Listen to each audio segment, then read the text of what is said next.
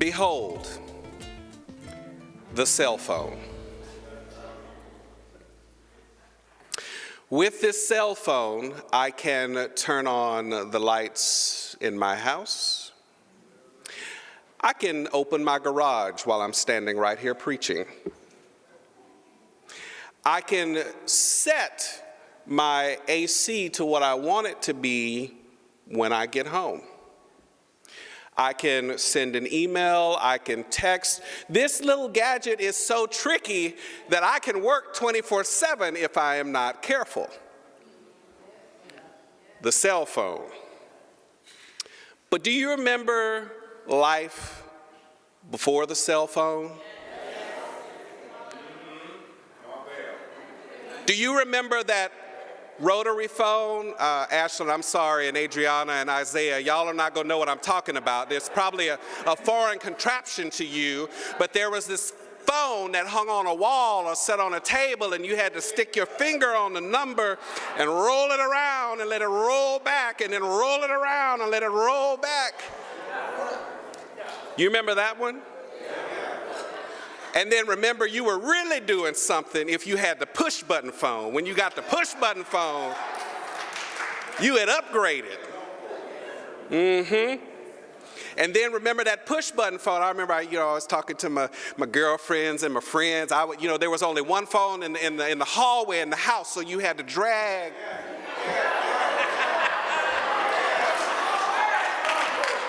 Y'all remember those 50-foot cords, 100-foot cords you had to buy? You had to drag that phone to the room with you, and you'd be all huddled up in the bed, talking on the phone and carrying on. And then if you were really fancy, your house got an upgrade and you got phone outlets in your room. And then soon after that, you got that other little phone. You remember that one that you pop the antenna out on it? It was push button too. You just rop. You know which one I'm talking about? Did anybody have that one, or was it just me? All right. Then remember, now some of us faked the funk on this one. Remember the car phones. Now, those who fake the funk already know what I'm talking about. When you put that little antenna on the back of your car and you really didn't have no phone in your car. You had that little spiral antenna that shot out the back, but you really didn't have no phone in your car. But even that phone was really big, and then we upgraded. Remember the brick? It was gray. It was about the size of your head. And it was like a brick. You had to haul it around with you. Remember that one?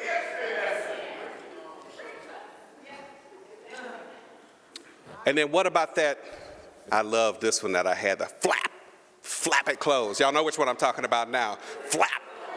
That razor, the flip phone, flap it closed. Look, Jim's holding his up. Jim, does that still work? Is that on 5G or 1G or? All right.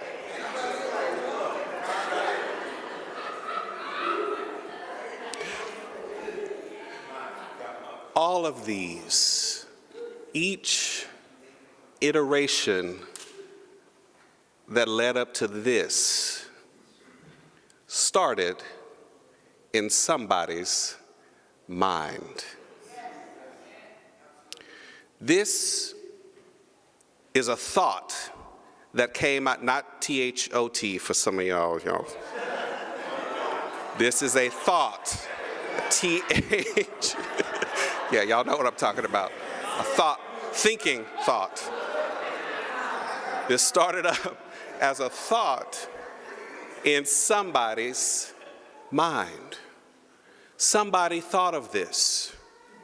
And then somebody else said, well, we need to create other applications that will work with it. And then somebody else said, well, let's continue to improve it and grow it and make it better. All of these things, this phone is a symbol that has come out of, or a product that has come out of someone's thinking. It started in somebody's mind. things that are made manifest in the physical world always starts in someone's mind. Somebody thought of this podium. Somebody thought of how this church was to be designed. Somebody thought of how the roads would be designed. Someone even thought that, wow, intersections are having too many wrecks. We need some stoplights. So someone somewhere thought of that and put that thought out into the physical realm. They manifested whatever that invention or creation is. All of these things started somewhere in thought. Yes, sir. Electricity started somewhere in someone's thinking. Someone said, I wonder if I could get light into a house. I don't like the candles. Maybe we can do this a different way. At some point, somebody said, I'm tired of going to the outhouse. I'd rather go inside my house. And so toilets were moved inside and sewer systems were created to flow. Yeah, you wouldn't want no outhouse this morning. It was cold. All of these things, these inventions we see, started somewhere in thought. In our scripture reading today, it says, when God began to create the heavens and the earth was without shape or form, nothing. It was dark over the deep sea, and God's wind swept over the waters, and God said, let there be light. And so light appears. God goes on to create the sky, the water, the stars, the animals, and even us. And then how does the scripture end? It says, God said it was supremely good, or very good, or wonderful. And I want to flip this around a little bit, because the truth is that light did not come about because God just spoke it. God had to first think it. That's it. Come on now. The birds and the stars and the water and the dome over the sky and all of these things, God had to first think before it could be spoken. Thoughts become things. Thoughts can become reality. Part of what we have been struggling with as humanity is that a lot of us don't stop to think about how our thoughts are creating our lives. We don't stop to think about how our thoughts are actually inventing who we are. We think our thinking is for solving problems at work and solving things at school and getting an education and figuring out how to pay our bills and figuring out how to get along with folks at work. But all the while, as you are figuring out all of these things and trying to determine what to do, you are thinking thoughts that are creating your life. Yes, sir. Yes, sir. Yes, sir. True. When you say, I don't understand why this is happening to me, one of the first good questions to ask is, what did I think? What did I think up and create?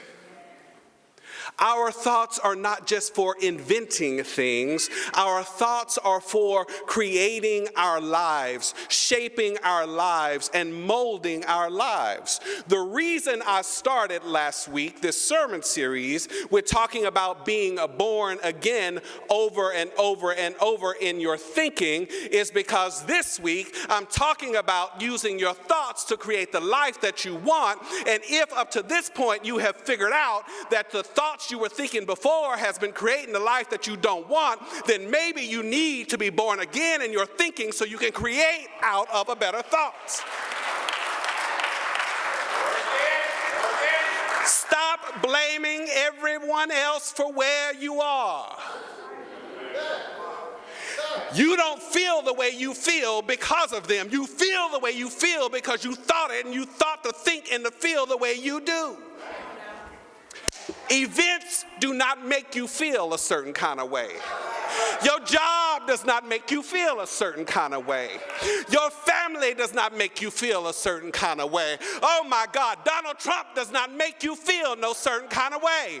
You feel the way you feel because you thought a thought and decided to run with it.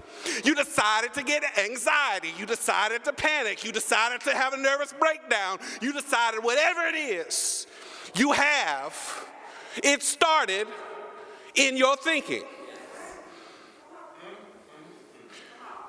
The next time you open your mouth to tell somebody, you make me feel, just stop right there. Because they didn't make you feel nothing. Nobody made you feel anything. The Facebook post you read, that didn't make you feel nothing. You decided, in a thought you had, you decided, this is going to piss me off. Somewhere you created the thought that this thing is going to upset me and make me mad today. Somewhere the thought came and you just ran. In Bible study, we've been talking a lot about monkeys on the bus. I don't know if I mentioned this. I don't think I mentioned this last week, but this idea of monkeys on the bus, and I've been saying a lot of times in our thinking, we don't pay attention to the monkeys on the bus. The monkeys on the bus come right around in our mind, and we just hop on the bus and go with the monkeys on the bus. And next thing we know, all hell is broken loose, and what we want to say is, what happened? How did we get here? Well, at the last bus stop, you got on the bus with the monkeys. We have got to learn that our thoughts create our lives, and we don't always have to get on the bus with the monkeys. It's as simple as tomorrow when you go to work, when you walk in, as you're walking in the door, just say to yourself, woo, there go them monkeys on the bus. I'm not getting on it today. I'm choosing today that I'm going to create thoughts that are enlightening and helpful for me. I am choosing today to say, no, I may not like my job, but guess what? I can always find another one. So today I'm going to say, I'm grateful for the job that keeps a roof over my head. Today I'm going to say that I'm grateful for the paycheck that pays my bills. Today I'm going to say, oh my God, I am thankful for all the people that create these monkey on the bus situations so that I can learn how to grow and how to change. I haven't even talked about how what's really happening is some trauma stuff is being triggered, so you're choosing to respond to it. But you're going to need a therapist to help you with that one. Them monkeys on the bus are showing you something about you. Our thoughts create our lives. Ellen Davenport says, we create our experience by the activity of our thinking. Now, you've probably seen a lot of videos that tell you things like, if you envision it and dream it and just vibrate at the right frequency, you'll create it.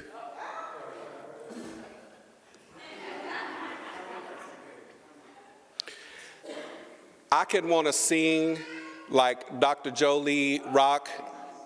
I can dream about it and want to sing like her and have a great presence like her and be as talented as her all day long. I can envision it, I can hold a thought in my mind, and I can vibrate. But I tell you, guess what?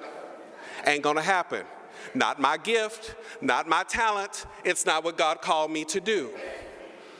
Our thoughts can create our experience when they're aligned with the reality of what the situation is. Your thoughts cannot just create any experience you want them to create. If you haven't learned how to sing by now, sure, you can join the choir. We'll gladly take you. But there's also something called a talent. There's called a gift. There's something you have to have in order to cultivate to get to where you're trying to get to. All day long, I could want to try to invent this, but I didn't like math, I didn't like engineering, so this is not my gift. So I cannot create it. And so it's not just enough to just think about a thing. Your thinking has to be in line with who you are at this present time in order to get to where you are trying to go to. You can't save $1 million by just saving $1 million. You have to start with $1 first. Your thoughts can create the life you want, but it requires a step-by-step process. The drawback of this is that it has fooled us into thinking we can be instantaneous famous, that we can be instant everything.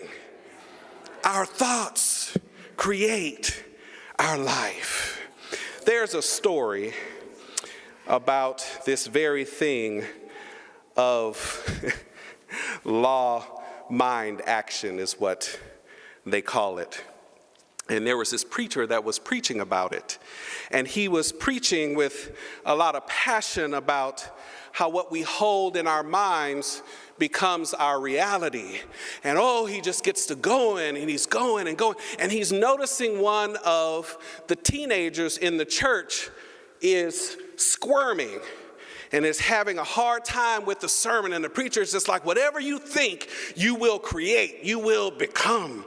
And the teenager's just squirming, and he's squirming. And so after the sermon, pastor goes up to the teenager and says, I noticed the sermon was bothering you. And so the preacher asked, why? And the teenager said, well, pastor, I've been thinking a lot about girls, and I really don't want to become one.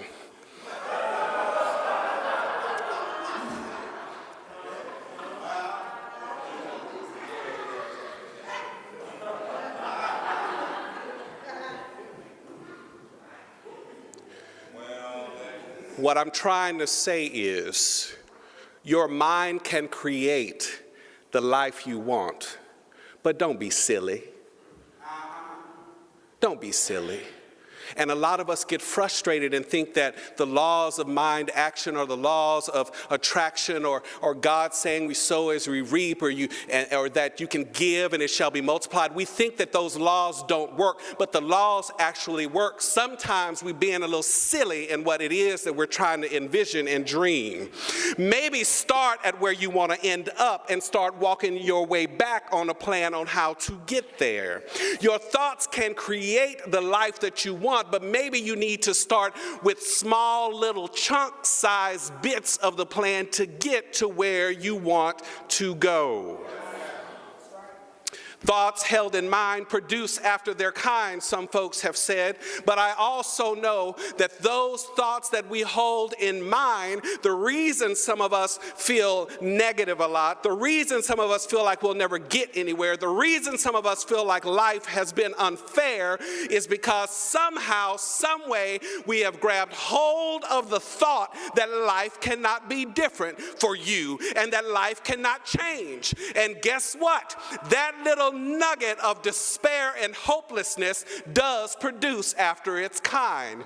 You do start wiring yourself to believe that nothing can be different and nothing can change. And guess what happens? Nothing is different and nothing changes, because that is the thought you created that created the situation that is now present in your life. We must,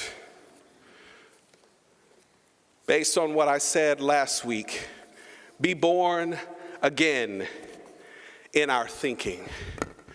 We must figure out in this season how to begin to create the life that we want. You may not be interested in creating a cell phone.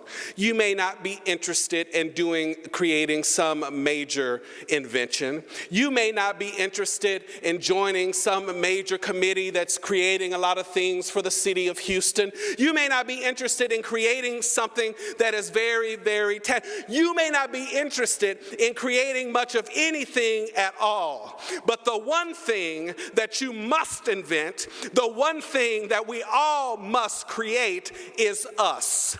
Your greatest invention is your life. What kind of invention will it be? Will it be an invention in which it is hopelessness and despair and I can't? Or will it be an invention that says you can? Will it be something that says I have done this? Will it be something that says I overcame the adversity? Creation begins in our thinking. Creation begins in our thoughts. Let us continue to embrace the truth that we are not going to let life just happen to us, that we are going to create the lives that we desire, that we are not just going to stumble through life letting all the misery and hopelessness drown out the destiny and purpose of what God has called us to be. There is nothing wrong with saying, I want to be a good father. There is nothing wrong with saying, I want to be a good mother. There is nothing wrong with saying, I want to be good on my job. There is nothing wrong with saying, I want to be a good realtor. There's nothing wrong with saying, I want to better manage my finances. Don't dream too big. Sometimes the best invention is right at home. Our thoughts create our life. The writer in the book of Genesis, while some of us may say, well, I don't believe the Bible, it's like a fairy tale and myth and all this, or I don't believe that's not scientifically how the world was created. I tell you, it doesn't matter what you believe on this particular point. You cannot dispute the fact that what the writer in Genesis got right is that nothing is created without thought. And all of God's people say, amen.